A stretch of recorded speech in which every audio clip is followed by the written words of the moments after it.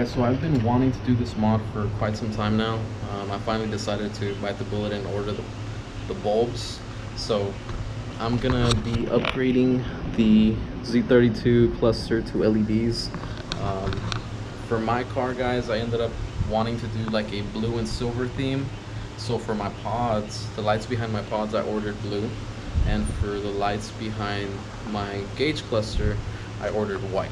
So my boost controller is a G-Ready boost controller, so it's blue already, and then I have glow shift gauges, so I just turned those blue, and it should look pretty nice once I complete the whole interior.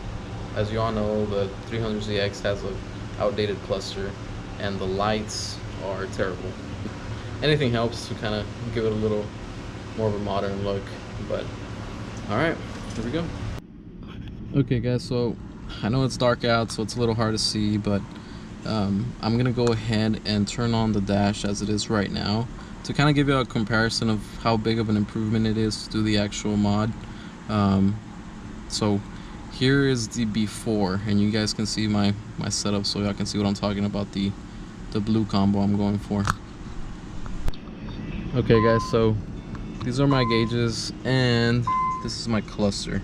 As you can see, that's a really big difference. I can barely even see it, so it looks pretty bad. But I mean, come on guys, it was 1990. I don't think they were up to date with all the good stuff we have now. So as far as my G-Ready boost controller, it's right here. It's blue, so that's why I'm trying to kind of go with a blue, and I guess that's like a teal color, or you know, light blue and blue. So just like the G-Ready. And I gotta get rid of this 1980 radio. We are going to get started, guys. I'm gonna start off by taking off this bottom panel right here, and then I'm gonna move up top to the steering column cover, and then the top portion of the dash has got some bolts under it. You can kind of see them down there. And then from there we're gonna move on to the pods. They just have 2 screws underneath and 2 more screws behind the pod. Same thing with this one, and of course just unclipping all the connections. So all right guys, here we go. So here we go.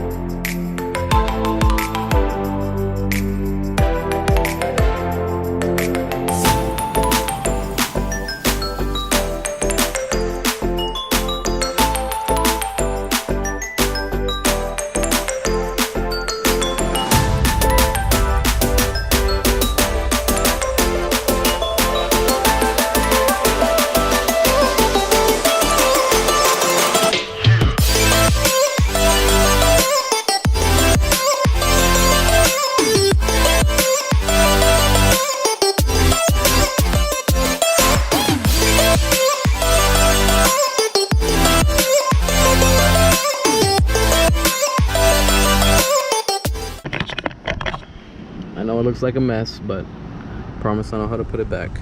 So all this right here comes off both pods. What I did, I just took out the wiring on this side, and I left everything over here because I had a hard time getting it off on this side.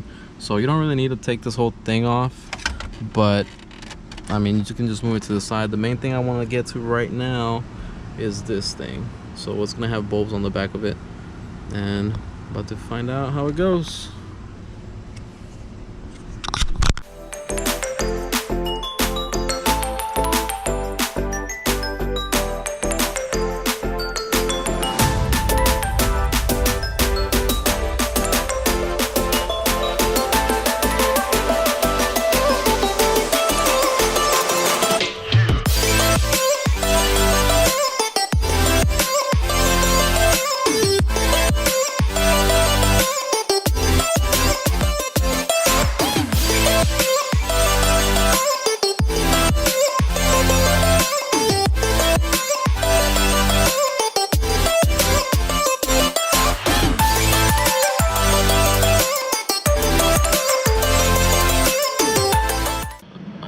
so this is where the bulbs are gonna be. So we're gonna have bulbs behind here, bulbs in there, and there. So these are actually the bulbs right here, guys. I'm about to show you what I ordered. Alright guys, so this is what I got. Okay, the part numbers are on there.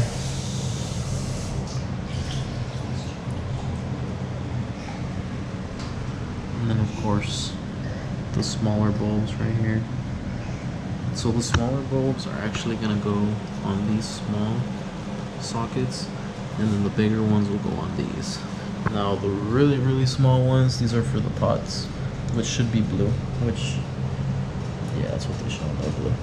So hopefully it looks good. Alright guys, so this is gonna be the first start. I'm gonna go ahead and start the car.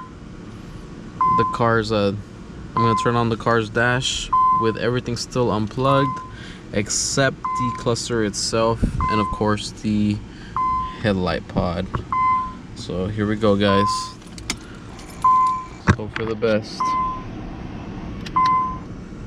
And there it is. That is a big difference, guys. Big difference. God, I love it. So far so good. Looks great. It looks great. And so it looks like I have a blue light now on my pod over here, so at least that's working well. I'm not too sure why the other ones aren't turning on, so I'm gonna kind of mess with those a little bit and see if I can change that at all. Alright guys, so I managed to get the other ones to also light up blue. It was just the orientation was off, so I just twisted the bulbs and they are good.